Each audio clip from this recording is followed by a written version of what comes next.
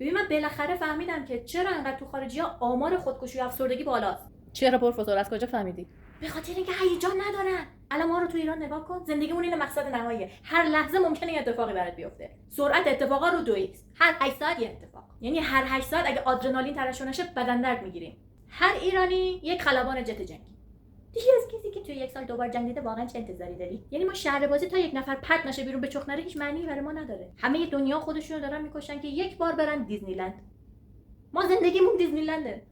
میریم فروشگاه خرید کنیم ضربان قلب انقدر بالاست با ترن هوایی برابری میکنه. الان من خودم صبح که خواب پا میشم اگه دلار بالا نرفته باشه حس میکنم یه جای کار مشکل داره، حالم بد میشه.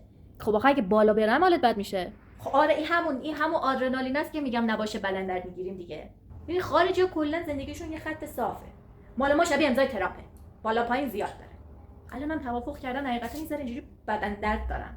نمیدونم چیکار، اما میرم امیدم بکنم.